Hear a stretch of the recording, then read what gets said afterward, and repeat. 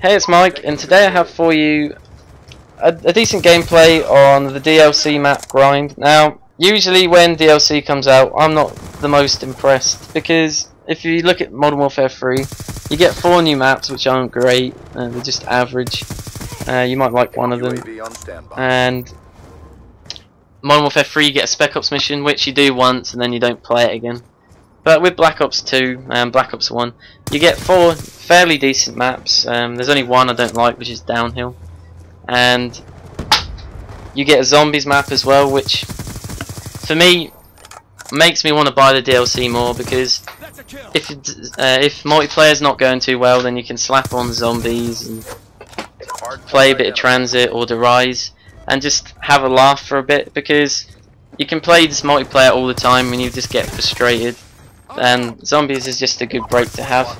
And also they've added the Peacekeeper. Now, I was a bit wary of adding a gun to the game, but I do think it is a good idea if it's done right.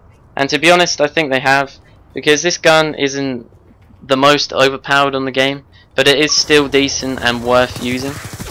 But it did take a while to figure out. I've just got to say about this connection interrupted. I don't know why this happened. I wasn't cheating or anything. I just had 10 seconds where I had a connection interrupted, and everyone was just running around me, and for some reason they didn't kill me. But anyway, if you're going to add a gun to the game, then it can't be like the most overpowered gun, and I've been trying to test out if it's comparable to any other gun. But I played the Revolution DLC playlist, and because it's the new gun, everybody's using it. So you can't compare it to any other gun. The only thing you can see is if the guy's a better player or if they have a better connection.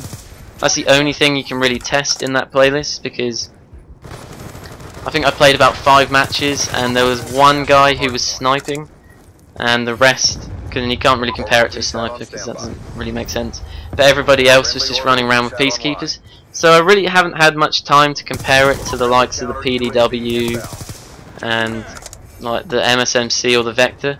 But generally for me, it is the second best gun on the game after the PDW, because it kills quick, it shoots bullets quick too, and it is so accurate. It's definitely the most accurate SMG on the game, and I'm pretty sure they're going to nerf it soon, because I think people will complain about how accurate this gun is and they'll try and make it recoil a bit more. Because the only time this gun struggles would be the likes of if you were shooting someone across the map on carrier. But any gun really recoils from that range, so it is generally quite overpowered in the sense that it's just so accurate. But for me, the only gun that is better would be the PDW, just because of the clip size. That's the only area this gun lacks. Now, in this match, I do actually go on my best streak I've had in this game. Now, I get a nuclear killer, and I also get a 13 extra kills, which are unstoppable medals, if you haven't had one before. Now, I go on a 43 gun streak, and this was actually the first time that I actually played this map. And the reason I think it's the best out of the 4 is clearly just because of this this game I have here, because I haven't actually, I think I played it once more than this, and it didn't go as well as this, but I still had a fairly decent game. But the attachments I'm using on this gun are the suppressor and the fast mags. Now, usually I say having a suppressor and fast mags is best, because what if you get used to foregrip and long barrel and all that stuff, then once you take it off you struggle. So I tend to just use fast mags and suppressor.